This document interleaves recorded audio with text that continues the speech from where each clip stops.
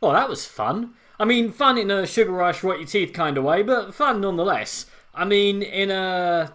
Was this film shown to any adults before release, or did you film a second, more boring, traditional superhero film and show that to the suits instead of this, or did you threaten to release the photos from the Christmas party if they didn't pony up the money to make this? On one level, it doesn't really bother me, but Script Gremlins got loose in Starbucks with a laptop again and now wants funding for Attack of the 50-foot snake worshippers of the snake god in 9D, and I can only hide my wallet in so many places. But now, as it's safely in the soap dish, the last place it will look... Get back. I've got soap, and I'm not afraid to use it. Back, foul creature. Back to the pit from whence you came. Get on with it. Yes, get on with it. We can get back to Birds of Prey, or as I've been calling it, DC's Deadpool. Which, in and of itself, is no bad thing. In some ways, it's better than Deadpool.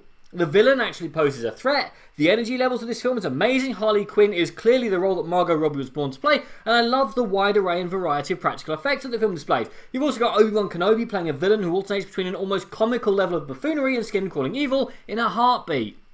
On the other hand, films that are shot like they're high on sugar and never stop for breath tend to leave me feeling a little punch drunk, and after a while I started feeling a little bit bored. But on the other hand, how can this movie slow down? In just over 100 minutes, it has to basically reset the scene after the disaster that was Suicide Squad, establish a new status quo for Harley Quinn, works as a soft introduction film for the Birds of Prey, and functions as a film in its own right. No wonder this thing barely pauses for breath. I mean... Imagine, if you will. A film whereupon Harley Quinn breaks up with the Joker, thus losing the protection the relationship offered her, then via a script which feels like a Guy Ritchie script was thrown into a blender with the Inception script and then rewritten by a 10-year-old after a full packet of Cocoa Pops, and you pretty much have Birds of Prey in the stupidly long title that no one outside of this film's marketing team is using.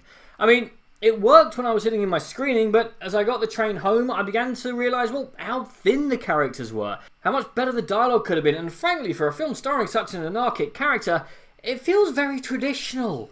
I mean, it's well dressed up and all, but it's still a very standard film by the end. But it is great fun to watch and clearly has no intention on being the new Citizen Kane, but I just feel that with some snappier dialogue, they might not have needed to have so much hyperactive editing, which might have allowed me to enjoy this film's many fight scenes a little bit more. But I did feel like this film made the most of its 15 rating, even if at some points I was thinking, now this would have caught the attention of the Bat, but I get why they didn't show him. He technically doesn't exist in the DCEU at this point, but a throwaway line about how he's disappeared wouldn't have hurt.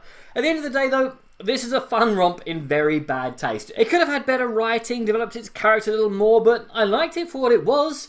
A mid-budget superhero film that introduces a lot of new concept, characters and ideas while still being a fun ride and not simply advertising 10 other films that don't exist yet, but I doubt I'll ever think about or watch it ever again. Oh, and to all the people currently complaining about the fact this film is underperforming at the box office and how it's such a great comic book movie film, which deserves more recognition, word of mouth and money in the till, I have only one thing to say. Welcome to Mega City 1, creeps. I'll see you next time. So if nothing else is on, yeah, check this out. Otherwise, just don't bother. But what did you guys think? And what is your favourite mid-budget comic book movie other than Dredd? Comment below, let me know. I'm Daniel, Spinner Dunking. If you enjoyed this video, please like, share, and subscribe.